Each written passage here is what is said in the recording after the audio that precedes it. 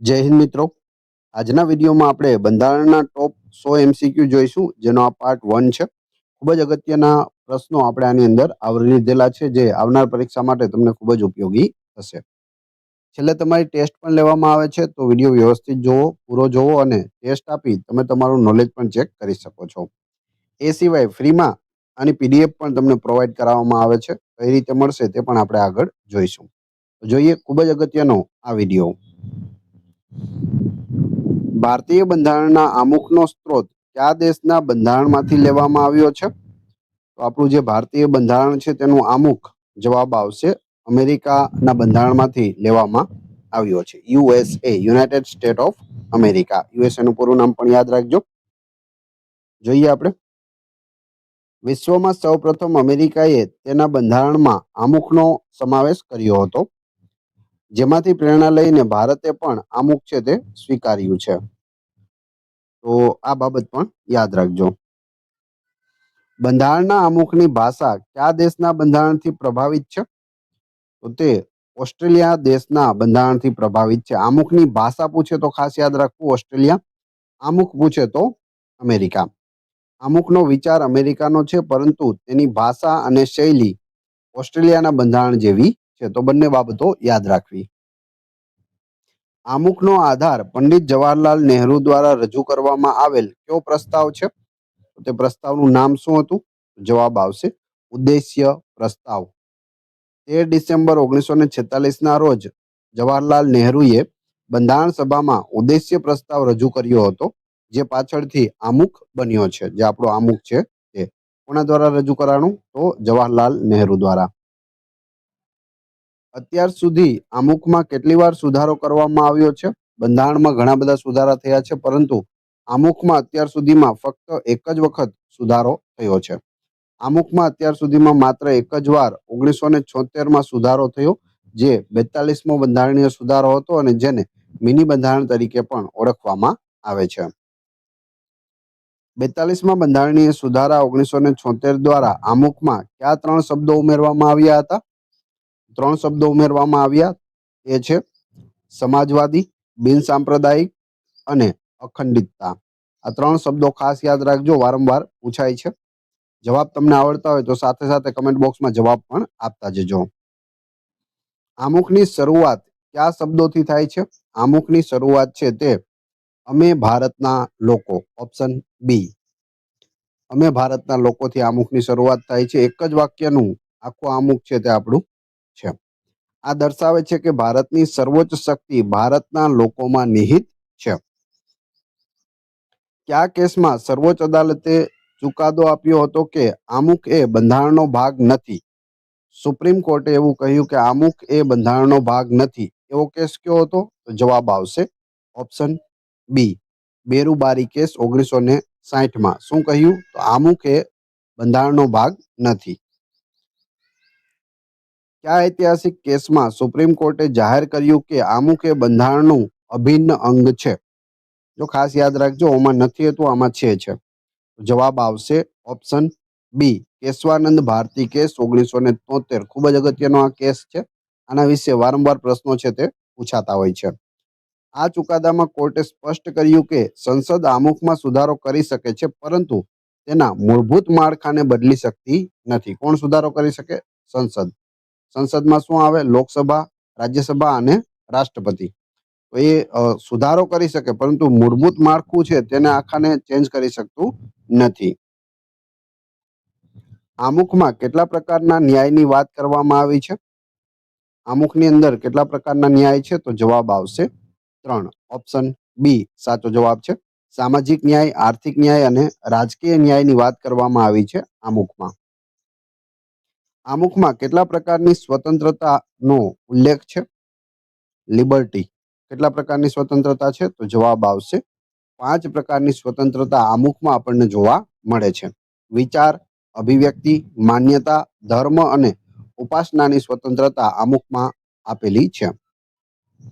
ભારતીય બંધારણમાં સ્વતંત્રતા, સમાનતા અને બંધુતાના આદર્શો કયા દેશની ક્રાંતિમાંથી લેવામાં આવ્યા છે? સ્વતંત્રતા, સમાનતા અને બંધુતાના આદર્શોની વાત છે. જવાબ આવશે ફ્રેન્ચ ક્રાંતિમાંથી લેવામાં આવ્યા છે. Option C. આમુખ મુજબ બંધારણના સ્વીકારની ચોક્કસ તારીખ કઈ છે? કઈ તારીખે બંધારણનો સ્વીકાર કરવામાં આવ્યો? તો જવાબ આવશે 26 નવેમ્બર 1949 રોજ. આ દિવસે બધા લોકોએ સહી કરી અને બંધારણનો સર્વસંમતિથી સ્વીકાર છે તે કરવામાં આવ્યો હતો. લાગુ ક્યારે થયું હતું? તો 26 જાન્યુઆરી 1950 રોજ લાગુ થયું હતું, જે આપણે ગણતંત્ર દિવસ તરીકે ઉજવીએ છીએ અથવા તો પ્રજાસત્તાક દિવસ તરીકે ઉજવીએ છીએ 26 જાન્યુઆરી. હવે 26 નવેમ્બર એ કયો દિવસ છે જ્યારે બંધારણનો સ્વીકાર કર્યો? કયા દિવસ તરીકે ઉજવવામાં આવે છે તે તમારે કોમેન્ટ બોક્સમાં જણાવવાનું છે. કોણે આમુખને બંધારણની રાજકીય જન્મકુંડળી કહી છે? પોલિટિકલ હોરોસ્કોપ કોણે કહી રાજકીય જન્મકુંડળી? જવાબ આવશે કનૈયાલાલ માણેકલાલ મુનશી. ઓપ્શન બી કમા મુનશી. આમુખમાં વપરાયેલ પ્રજાસત્તાક શબ્દનો અર્થ શું છે? જે રિપબ્લિક શબ્દ વપરાયો તેનો અર્થ શું થાય છે? તો અહીં સાચો જવાબ આવશે ઓપ્શન બી દેશનો વડો વંશ પરંપરાગત ન હોવો જોઈએ. દેશનો વડો છે તે પ્રજા દ્વારા ચૂંટેલો હોવો જોઈએ, વંશ પરંપરાગત હોવો જોઈએ નહીં. બંધારણના આમુખમાં ભારત શબ્દનો ઉલ્લેખ કેટલી વાર થયો છે? ઇન્ડિયા ભારત શબ્દનો જે ઉલ્લેખ છે તે કેટલી વાર થયો આમુખમાં? જો તમે ધ્યાનથી આમુખ વાંચ્યું હોય તો જવાબ આવશે 2 વાર. Option B. અમે ભારતના લોકો સર્વપ્રથમ પહેલા જ શરૂઆત થાય ત્યારે જ આવી જાય છે અમે ભારતના લોકો. પછી આગળ ભારતને એક સાર્વભૌમ, અહીં આ રીતે 2 વખત ઉલ્લેખ છે તે જોવા મળે છે. એક વખત આમુખ વ્યવસ્થિત રીતે વાંચી લેજો, તમને ઘણા બધા પ્રશ્નોના જવાબ મળશે. નીચેનામાંથી કયો શબ્દ 1950માં ભારતીય બંધારણના મૂળ આમુખમાં નહોતો? મૂળ આમુખમાં કયો શબ્દ નહોતો? જવાબ આવશે સમાજવાદી શબ્દ નહોતો. તે 1976માં 42માં બંધારણીય સુધારા દ્વારા ઉમેરવામાં આવ્યો હતો. આમુખમાં દર્શાવેલ ન્યાયનો ખ્યાલ કઈ ક્રાંતિમાંથી લેવામાં આવ્યો છે? આમુખની અંદર જે ન્યાય શબ્દ છે એનો ખ્યાલ કઈ ક્રાંતિમાંથી લીધેલો છે? તો અહીં જવાબ આવશે રશિયન ક્રાંતિ, જે 1917માં થઈ હતી. Option C. આમુખમાં બિનસાંપ્રદાયિક શબ્દનો અર્થ શું છે? બિનસાંપ્રદાયિક શબ્દનો અર્થ જવાબ આવશે ઉપરના તમામ અથવા તો ઉપરના બધા. સેક્યુલર શબ્દનો અર્થ શું થાય? તો રાજ્યનો પોતાનો કોઈ ધર્મ નથી એટલે સેક્યુલર. બધા ધર્મો સમાન છે અને તેમને રાજ્યનું રક્ષણ મળે છે, સેક્યુલર થાય છે.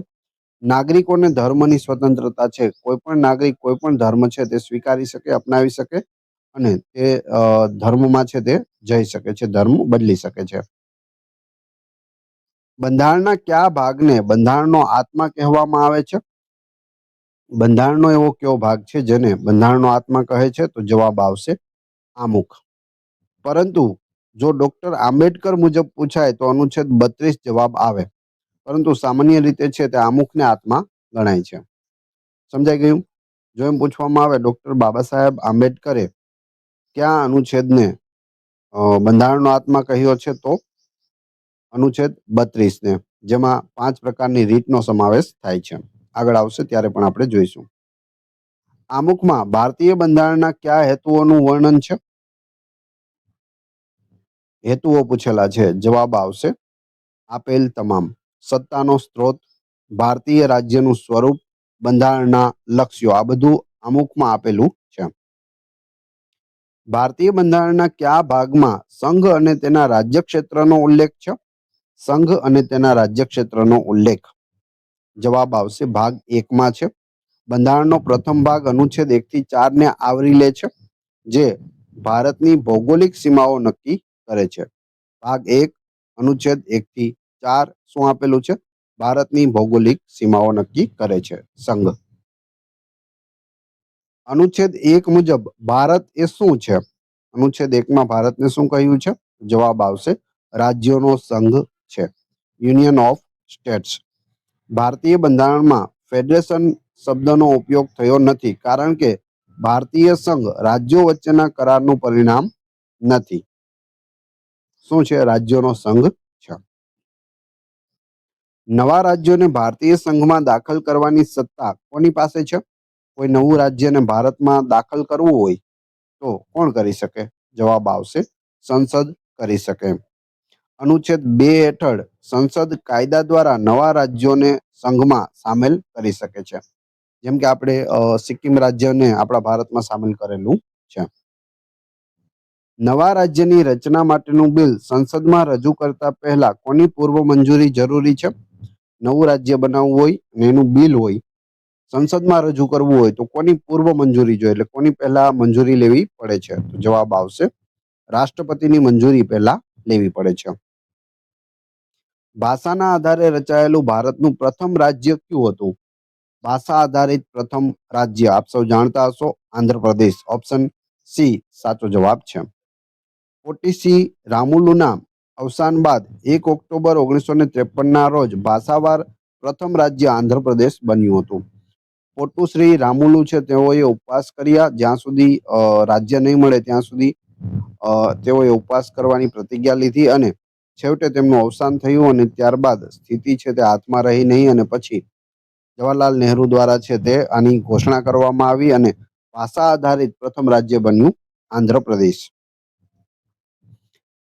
રાજ્ય પુનઃગઠન આયોગ 1953ના અધ્યક્ષ કોણ હતા? 1953માં રાજ્ય પુનઃગઠન આયોગ બન્યું અને તેના અધ્યક્ષ કોણ બન્યા હતા? ફજલ અલી બન્યા હતા. ઓપ્શન એ સાચો જવાબ છે.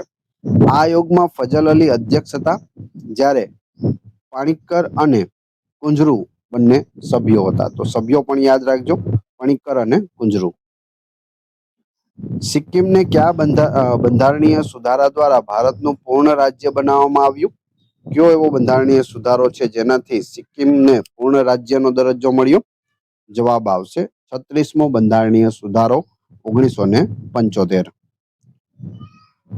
આઝાદી સમયે જુનાગઢ રિયાસતને કઈ રીતે ભારત સંઘમાં જોડવામાં આવી હતી? જ્યારે દેશ આઝાદ થયો ત્યારે જુનાગઢના નવાબ હતા, જેઓએ પાકિસ્તાનમાં જોડાવા માટે પ્રયત્નો કર્યા, પરંતુ તેને ભારત સાથે લોકમત દ્વારા છે તે જોડી દેવામાં આવ્યું. ઓપ્શન એ સાચો જવાબ છે. એ સિવાય આરજી હુકુમત પણ કરવામાં આવી હતી અને અહીં લોકમત લેવામાં આવ્યો હતો અને જુનાગઢને છે તે ભારત સાથે જોડી દેવામાં આવ્યું. હૈદરાબાદ રિયાસતને ભારતમાં જોડવા માટે કયું ઓપરેશન ચલાવવામાં આવ્યું હતું?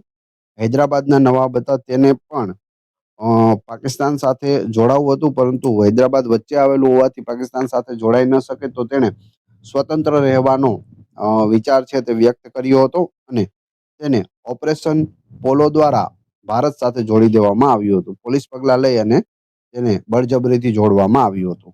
એ સિવાય હતું જમ્મુ કાશ્મીર. 3 એવા રાજ્ય હતા, જુનાગઢ, હૈદરાબાદ અને જમ્મુ કાશ્મીર.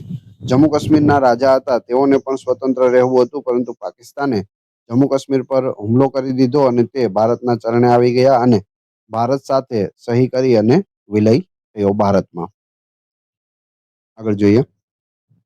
ધાર આયોગ એટલે કે ધાર કમિશનની સ્થાપના કયા હેતુ માટે કરવામાં આવી હતી?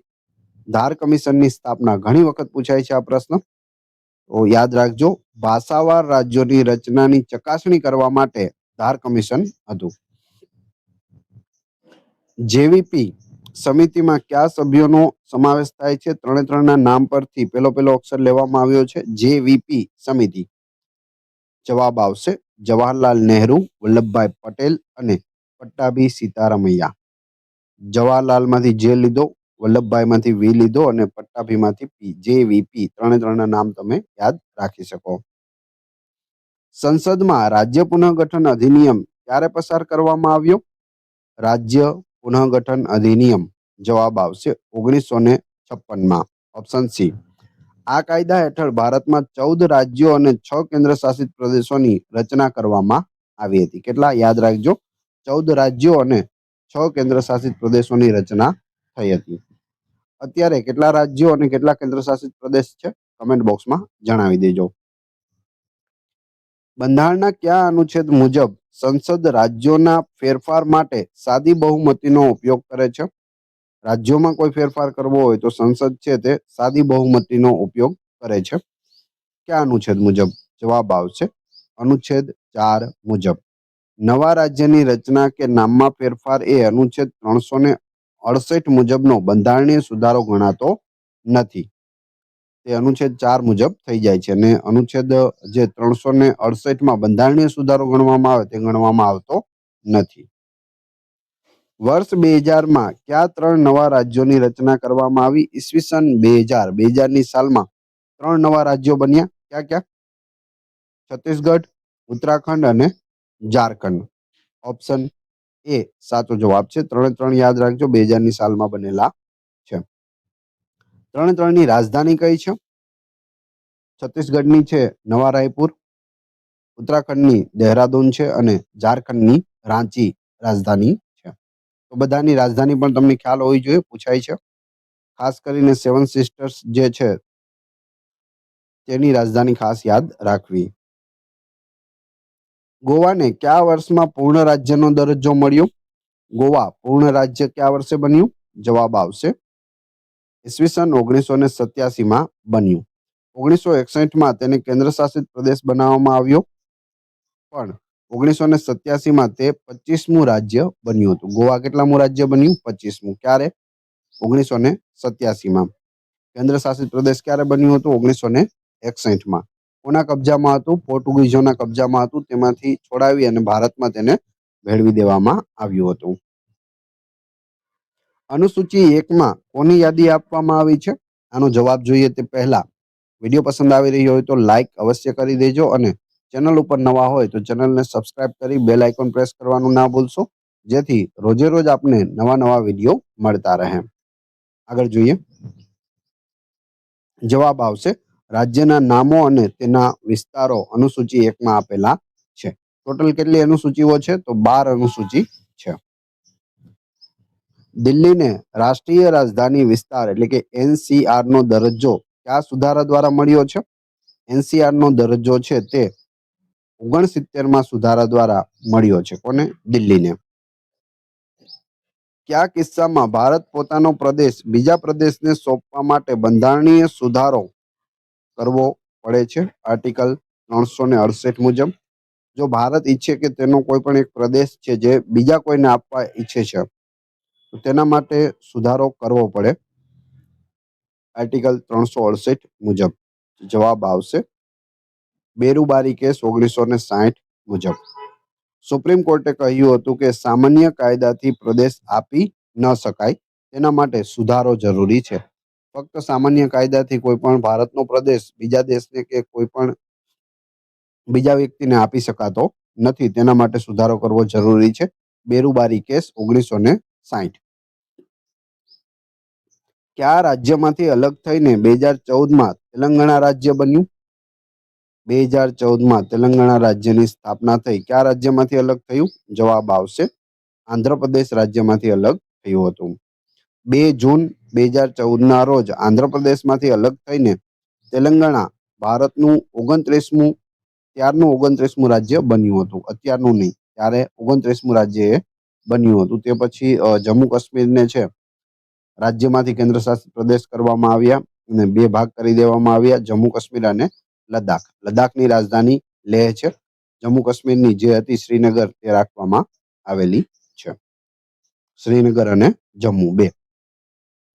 અહીં આપણે વાત કરી રહ્યા છીએ તેલંગાણાની. 2 જૂન 2014ના રોજ આંધ્રપ્રદેશમાંથી અલગ થયું અને હૈદરાબાદ છે તે તેની રાજધાની રાખવામાં આવી હતી અને આંધ્રપ્રદેશની નવી રાજધાની છે તે અમરાવતી રાખવામાં આવી હતી. ભારતીય બંધારણના કયા અનુચ્છેદમાં નાગરિકતા વિશેની જોગવાઈઓ છે? નાગરિકતા વિશેની જોગવાઈઓ. જવાબ આવશે અનુચ્છેદ 5 થી 11માં છે. બંધારણનો ભાગ 2 નાગરિકતા સાથે સંબંધિત છે, જે માત્ર ભારતની આઝાદી સમયની નાગરિકતાની સ્થિતિ સ્પષ્ટ કરે છે. ભારત કેવા પ્રકારની નાગરિકતા પૂરી પાડે છે? ભારતમાં કેવા પ્રકારની નાગરિકતા છે? જવાબ આવશે એકલ નાગરિકતા, સિંગલ સિટીઝનશીપ. Option B. ભારતમાં વ્યક્તિ માત્ર ભારતનો જ નાગરિક હોય છે. જે તે રાજ્યનો, જેમ કે ગુજરાત કે મહારાષ્ટ્રનો અલગ નાગરિક હોતો નથી. જેમ કે આપણે ગુજરાતી છીએ તો આપણી પાસે ગુજરાતનું કોઈ આધાર કાર્ડ કે કોઈ પણ એવું સર્ટિફિકેટ નથી કે જેમાં આપણે નાગરિકતા મળે ગુજરાતની. આપણે ભારતના લોકો છીએ, ભારતની નાગરિકતા આપણને મળે છે. જ્યાં તમે નેશનાલિટી લખો ત્યાં શું લખો છો? ઇન્ડિયન્સ. એટલે આપણે ભારતીય છીએ. જેમ કે અમેરિકામાં છે તો ત્યાં બેવડી નાગરિકતા છે, જે ઓપ્શન એ છે એ મુજબ. ત્યાં રાજ્યની નાગરિકતા પણ આપવામાં આવે છે અને દેશની નાગરિકતા પણ આપવામાં આવે છે. ભારતીય બંધારણમાં એકલ નાગરિકતાનો ખ્યાલ કયા દેશમાંથી લેવામાં આવ્યો છે? તો અમેરિકા તો હોય નહીં, કેમ કે અમેરિકામાં બેવડી નાગરિકતા છે. જવાબ આવશે બ્રિટન, એટલે કે યુકે, યુનાઇટેડ કિંગડમમાંથી આપણે એકલ નાગરિકતાનો સ્વીકાર કર્યો છે. નાગરિકતા સંબંધિત કાયદો બનાવવાની સત્તા કોની પાસે છે? નાગરિકતા સંબંધિત જો કાયદો બનાવવો હોય, કોણ બનાવી શકે? તો તે સંસદ બનાવી શકે છે. કયા અનુચ્છેદ મુજબ? અનુચ્છેદ 11 મુજબ સંસદને નાગરિકતાના સંપાદન અને સમાપ્તિ અંગે કાયદો બનાવવાની સત્તા છે. નાગરિકતા અંગે કાયદો કોણ બનાવી શકે? સંસદને. અનુચ્છેદ 11 યાદ રાખી લેજો. ભારતીય નાગરિકતા અધિનિયમ સિટીઝનશીપ એક્ટ સૌપ્રથમ ક્યારે પસાર કરવામાં આવ્યો હતો? સર્વપ્રથમ છે તે 1955માં પસાર કરવામાં આવ્યો હતો. ઓપ્શન સી સાચો જવાબ છે. ભારતીય નાગરિકતા અધિનિયમ 1955 મુજબ નાગરિકતા કેટલી રીતે મેળવી શકાય છે? અહીં જવાબ આવશે ટોટલ 5 રીતે ભારતની નાગરિકતા મેળવી શકાય છે. પ્રથમ છે જન્મ દ્વારા. આપણે ઘરે બાળક જન્મે છે તો તે ભારતીય હોય છે, તેને જન્મથી જ ભારતની નાગરિકતા મળી જાય છે. બીજું છે વંશાનુક્રમ દ્વારા. વંશ આગળ આગળ વધતો જાય અને વંશમાં જે બાળકો જન્મતા જાય તે બધાને વંશાનુક્રમ દ્વારા મળે.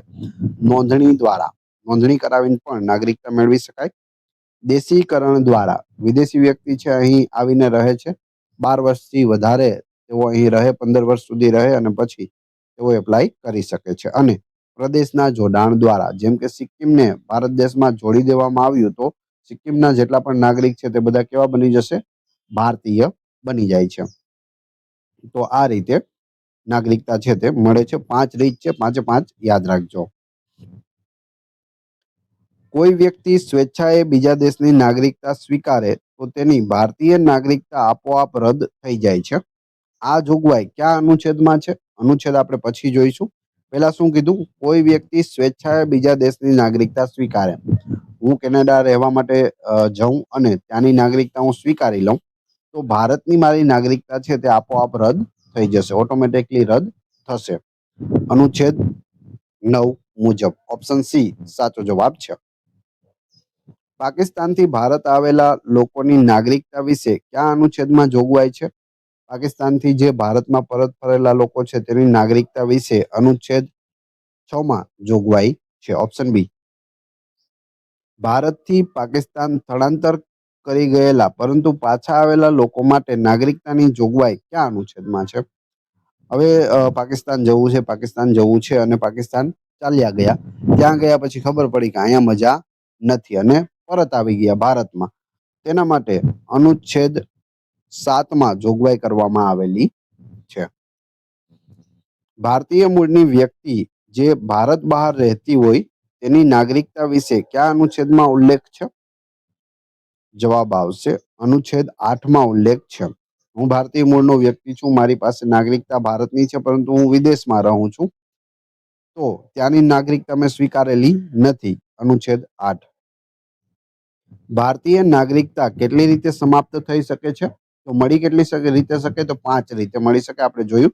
સમાપ્ત કેટલી રીતે થઈ શકે? તો જવાબ આવશે 3 રીતે સમાપ્ત થાય છે.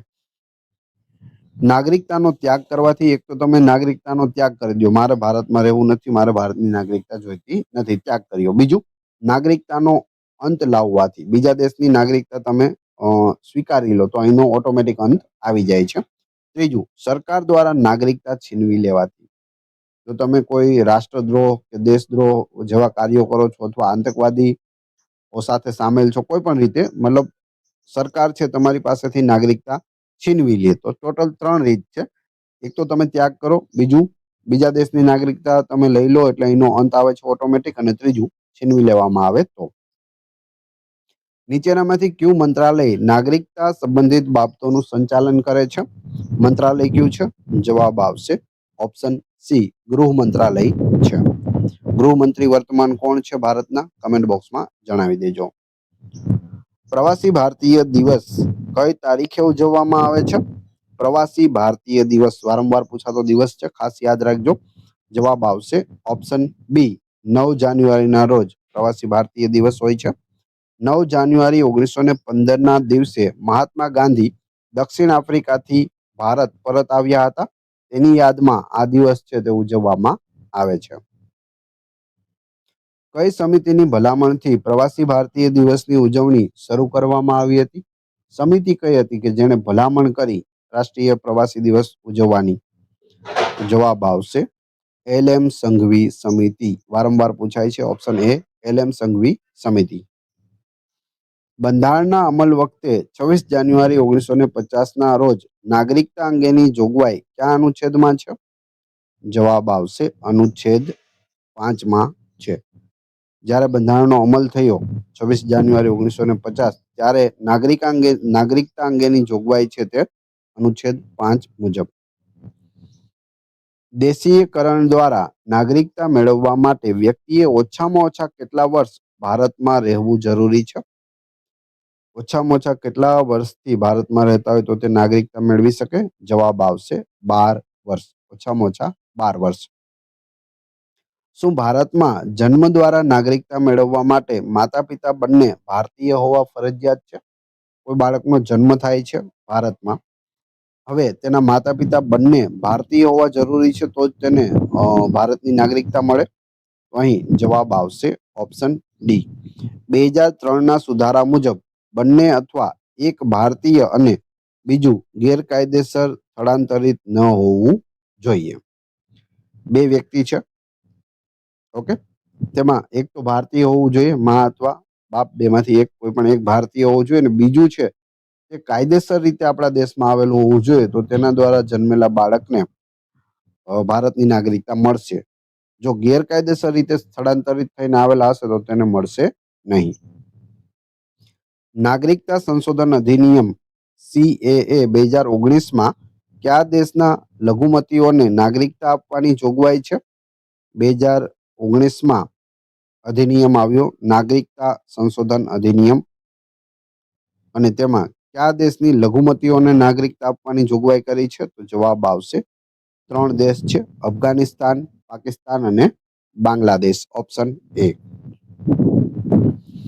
કયા અનુચ્છેદ મુજબ નાગરિકતાના અધિકારનું સાતત્ય જળવાઈ રહે છે? નાગરિકતાના અધિકારોનું સાતત્ય અનુચ્છેદ 10 મુજબ જળવાઈ રહે છે. Option B. ભારતમાં નાગરિકતા છીનવી લેવાની સત્તા સરકાર પાસે કયા સંજોગોમાં હોય છે? સરકાર નાગરિકતા છીનવી શકે, પણ કયા સંજોગોમાં?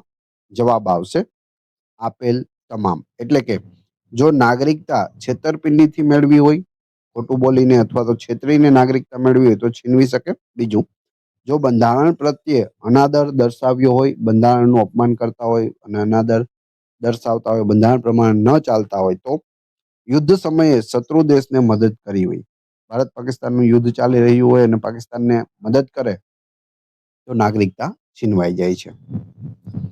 મૂળભૂત અધિકારો બંધારણના કયા ભાગમાં વર્ણવેલ છે અથવા તો દર્શાવેલ છે? મૂળભૂત અધિકારો છે તે બંધારણના ભાગ 3માં છે. Option B. ભારતીય બંધારણમાં મૂળભૂત અધિકારો કયા દેશના બંધારણમાંથી લેવામાં આવ્યા છે? મૂળભૂત અધિકારો છે તે અમેરિકા દેશમાંથી લેવામાં આવ્યા છે. USA, United state of America. મૂળભૂત અધિકારોની વાત અહીં થઈ રહી છે. તો હાલમાં કેટલા મૂળભૂત અધિકારો છે? 6. મૂળ બંધારણમાં કેટલા હતા? 7. આગળ આપણે વાત કરશું. મૂળ બંધારણમાં કેટલા મૂળભૂત અધિકારો આપવામાં આવ્યા હતા? આપણે હમણાં જ બોલી ગયા, ટોટલ 7.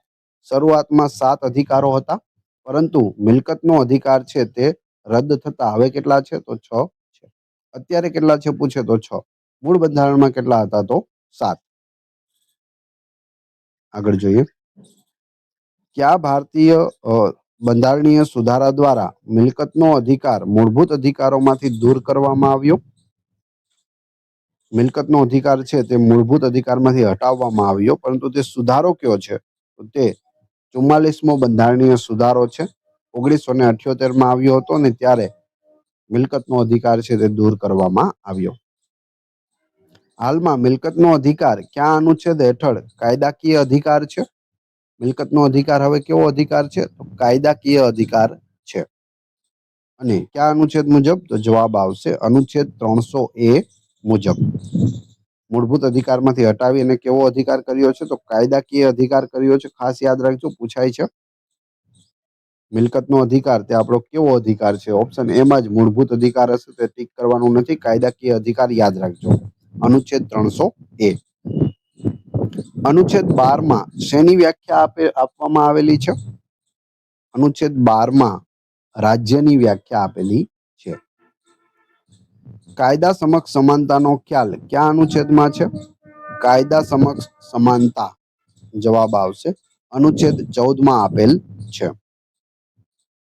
ધર્મ, જાતિ, જ્ઞાતિ, લિંગ કે જન્મસ્થળના આધારે ભેદભાવનો નિષેધ કયો અનુચ્છેદ કરે છે? ધર્મ, જાતિ, જ્ઞાતિ, લિંગ કે જન્મસ્થળના આધારે ભેદભાવ ન કરવો જોઈએ. અનુચ્છેદ 15 ઓપ્શન બી. જાહેર નોકરીની બાબતમાં તકની સમાનતા કયા અનુચ્છેદમાં દર્શાવેલ છે? જાહેર નોકરીમાં તકની સમાનતા અનુચ્છેદ 16 દર્શાવેલ છે. ઓપ્શન બી. અસ્પૃશ્યતા નાબૂદી કયા અનુચ્છેદ હેઠળ આવે છે? વારંવાર પૂછાય છે. અસ્પૃશ્યતા નાબૂદી માટેનો અનુચ્છેદ છે અનુચ્છેદ 17 ઓપ્શન બી. ઇલકાબો કે ખિતાબોની નાબૂદી કયા અનુચ્છેદ દ્વારા કરવામાં આવે છે? ઇલકાબો કે કિતાબોની નાબૂદી અનુચ્છેદ 18 મુજબ. Option B. અનુચ્છેદ 19 હેઠળ નાગરિકોને કુલ કેટલા પ્રકારની સ્વતંત્રતા આપવામાં આવી છે? નાગરિકોને સ્વતંત્રતા કેટલા પ્રકારની મળી છે? 6 પ્રકારની સ્વતંત્રતા મળેલી છે અનુચ્છેદ 19 હેઠળ. પ્રેસની સ્વતંત્રતા ફ્રીડમ ઓફ પ્રેસ નો સમાવેશ કયા અનુચ્છેદમાં થાય છે? જવાબ આવશે અનુચ્છેદ 19(1)A માં પ્રેસની સ્વતંત્રતા છે. ગુનાઓ માટે દોષ સિદ્ધિ અંગે રક્ષણ કયા અનુચ્છેદમાં છે? ગુનાઓ માટે દોષ સિદ્ધિ અંગે રક્ષણ અનુચ્છેદ 20 છે. જીવન જીવવાનો અને વ્યક્તિગત સ્વાતંત્રતાનો અધિકાર કયા અનુચ્છેદમાં છે? જીવન જીવવાનો અને વ્યક્તિગત સ્વાતંત્ર્યનો અધિકાર અનુચ્છેદ 21 છે. Option B. કયા અનુચ્છેદને શિક્ષણનો અધિકાર રાઇટ ટુ એજ્યુકેશન તરીકે ઉમેરવામાં આવ્યો? રાઇટ ટુ એજ્યુકેશન RTE જવાબ આવશે અનુચ્છેદ 21A. 86માં સુધારા 2002 દ્વારા 6 થી 14 વર્ષના બાળકો માટે શિક્ષણ ફરજિયાત છે તે કરવામાં આવ્યું. ક્યારે ઉમેરવામાં આવ્યું? 2002માં. સુધારો યાદ રાખજો 86મો સુધારો. ધરપકડ અને અટકાયત સામે રક્ષણ કયા અનુચ્છેદ હેઠળ મળે છે? ધરપકડ અને અટકાયત સામે રક્ષણ જવાબ આવશે અનુચ્છેદ 22 અનુસાર મળે છે. મનુષ્ય વેપાર અને વેટ પ્રથા પર પ્રતિબંધ કયા અનુચ્છેદમાં છે? મનુષ્યનો વેપાર અને વેટ પ્રથા જવાબ આવશે અનુચ્છેદ 23 મુજબ છે. કારખાનાઓમાં બાળ મજૂરી એટલે કે 14 વર્ષથી નીચેના પર પ્રતિબંધ કયો અનુચ્છેદ મૂકે છે? 14 વર્ષથી નાની ઉંમરના બાળકો હોય તે કારખાનાઓમાં બાળ મજૂર તરીકે રહી શકે નહીં. અનુચ્છેદ 24 મુજબ. ઓપ્શન બી. અંતઃકરણપૂર્વક ધર્મ પાળવાની અને પ્રચાર કરવાની સ્વતંત્રતા કયા અનુચ્છેદમાં છે? તમને જે મન થાય તે તમે ધર્મ પાળી શકો અને તેનો પ્રચાર પણ કરી શકો. કયા અનુચ્છેદ મુજબ? અનુચ્છેદ 25 મુજબ. ઓપ્શન એ સાચો જવાબ છે. ધાર્મિક બાબતોના વહીવટની સ્વતંત્રતા કયા અનુચ્છેદમાં છે? ધાર્મિક બાબતોનો વહીવટ અનુચ્છેદ 26 છે. Option A.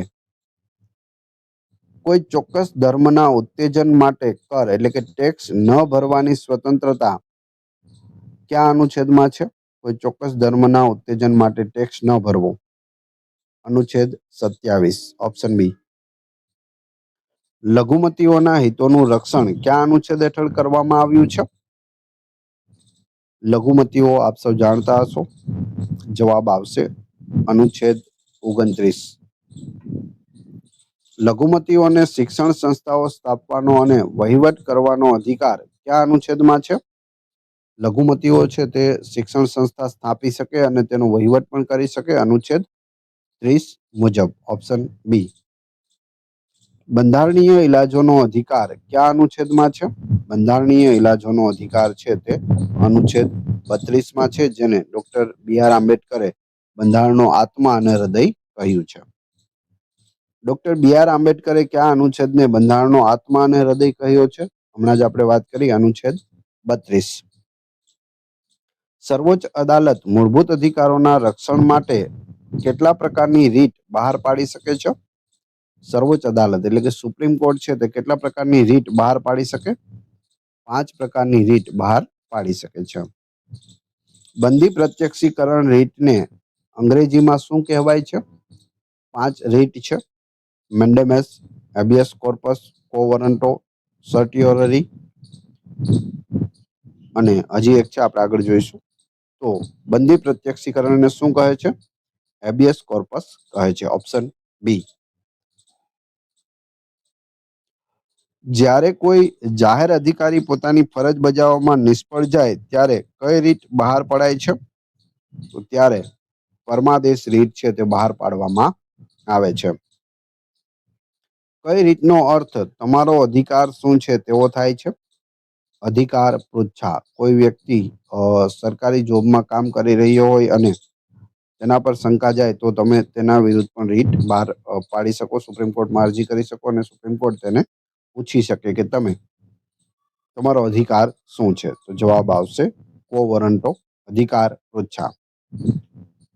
મૂળભૂત અધિકારોનું રક્ષણ કરવાની જવાબદારી કોની છે? આપણા 6 મૂળભૂત અધિકારો છે તેનું રક્ષણ કોણ કરે છે? જવાબ આવશે એ અને બી બંને. સર્વોચ્ચ અદાલત એટલે કે સુપ્રીમ કોર્ટ અને વડી અદાલત એટલે કે હાઈકોર્ટ બંને કરી શકે છે. એસસી સુપ્રીમ કોર્ટ અનુચ્છેદ 32 મુજબ, જ્યારે એચસી એટલે કે હાઈકોર્ટ અનુચ્છેદ 226 મુજબ રીટ બહાર પાડે છે. તો બંને તમને ખ્યાલ હોવો જોઈએ. કટોકટી દરમિયાન કયા 2 અનુચ્છેદ મોકૂફ રાખી શકાતા નથી? 2 અનુચ્છેદ એવા છે કે જે કટોકટી દરમિયાન પણ મોકૂફ રાખી શકાતા નથી. તો એ છે અનુચ્છેદ 20 અને અનુચ્છેદ 21. મૂળભૂત અધિકારો પર વાજબી નિયંત્રણો મૂકવાની સત્તા કોની પાસે છે? જવાબ આવશે સંસદ પાસે છે. સંસદ મૂળભૂત અધિકારો પર વાજબી નિયંત્રણો મૂકી શકે છે. સશસ્ત્ર દળોના સભ્યોના મૂળભૂત અધિકારો પર પ્રતિબંધ મૂકવાની સત્તા કયા અનુચ્છેદમાં છે? જવાબ આવશે અનુચ્છેદ 33માં છે. માર્શલ લો એટલે કે લશ્કરી કાયદો અમલમાં હોય ત્યારે મૂળભૂત અધિકારો પર પ્રતિબંધની જોગવાઈ કયા અનુચ્છેદમાં છે? અનુચ્છેદ 34માં છે. માર્શલ લો અમલમાં હોય ત્યારે પણ મૂળભૂત અધિકારો પર પ્રતિબંધ લગાવી શકાય અનુચ્છેદ 34 મુજબ. અનુચ્છેદ 13 મુજબ મૂળભૂત અધિકારો સાથે અસંગત કાયદાઓ કેવા ગણાય છે? જવાબ આવશે રદબાતલ ગણાય છે. ભારતીય બંધારણમાં ન્યાયિક પુનરાવલોકનનો ખ્યાલ કયા અનુચ્છેદમાં ગર્ભિત છે? ન્યાયિક પુનરાવલોકન, જ્યુડિશિયલ રિવ્યુ, અનુચ્છેદ 13 મુજબ. Option B. કયા અધિકારને ગોપનીયતાનો અધિકાર, રાઇટ ટુ પ્રાઇવસી તરીકે સ્વીકારવામાં આવ્યો છે? જવાબ આવશે અનુચ્છેદ 21. પુટ્ટુસ્વામી કેસ મુજબ છે તે ગોપનીયતાનો અધિકાર મળેલો છે. વિદેશ પ્રવાસ કરવાનો અધિકાર કયા અનુચ્છેદ હેઠળ સુરક્ષિત છે? વિદેશમાં પ્રવાસ, અનુચ્છેદ 21 હેઠળ. સમાન કામ માટે સમાન વેતન એ શું છે? સમાન કામ હોય તો સમાન વેતન, તે રાજ્યનીતિનો માર્ગદર્શક સિદ્ધાંત છે, પરંતુ તે અનુચ્છેદ 14 અને 16 સાથે જોડાયેલ છે. અસ્પૃશ્યતા નિવારણ અધિનિયમ ક્યારે પસાર થયો? અસ્પૃશ્યતા નિવારણ અધિનિયમ ઈસવીસન 1955માં પસાર થયો. હવે તે નાગરિક અધિકાર સંરક્ષણ અધિનિયમ કહેવાય છે, તો એ પણ યાદ રાખજો. કયા અનુચ્છેદ હેઠળ લશ્કરી અને શૈક્ષણિક પદવીઓ સિવાયના તમામ ખિતાબો પર પ્રતિબંધ છે? જવાબ આવશે અનુચ્છેદ 18 મુજબ. લશ્કરી અને શૈક્ષણિક પદવીઓ સિવાય જે કેસરે હિન્દ અને સર ને એવા જે ખિતાબો મળતા હતા તે રદ કરી દેવામાં આવ્યા છે અનુચ્છેદ 18 મુજબ. હવે તમારી ટેસ્ટ, જે આપણે વિડીયો જોયો તેમાંથી તમને અહીં પ્રશ્નો પૂછવામાં આવે છે, જેનો જવાબ તમારે ક્રમશઃ કમેન્ટ બોક્સમાં આપવાનો હોય છે, જેથી તમને ખ્યાલ આવે કે તમને આવા પ્રશ્નો પૂછાય તો જવાબ આવડે છે કે નહીં. એ પછી આપણે પીડીએફ વિશે પણ વાત કરીશું. પ્રશ્ન 1, ભારતીય બંધારણના અમુકનો સ્ત્રોત કયા દેશના બંધારણમાંથી લેવામાં આવ્યો છે? કમેન્ટ બોક્સમાં જવાબ. બીજો પ્રશ્ન, નાગરિકતા સંબંધિત કાયદો બનાવવાની સત્તા કોની પાસે છે? નાગરિકતા ઉપર કાયદો કોણ બનાવી શકે? બંનેના જવાબ ક્રમશઃ કમેન્ટ બોક્સમાં આપી દેજો. વાત કરીએ પીડીએફની, તો આ વિડીયોની ફ્રી પીડીએફ આપને ટેલિગ્રામ અને વોટ્સઅપ ગ્રુપમાં મળશે. બંનેની લિંક ડિસ્ક્રિપ્શનમાં આપેલી છે, ત્યાંથી તમે ફ્રીમાં જોડાઈ શકો છો. આશા રાખું છું આપને વિડીયો પસંદ આવ્યો હશે. મળીએ છીએ નવા વિડીયોમાં. જય હિન્દ, જય ભારત.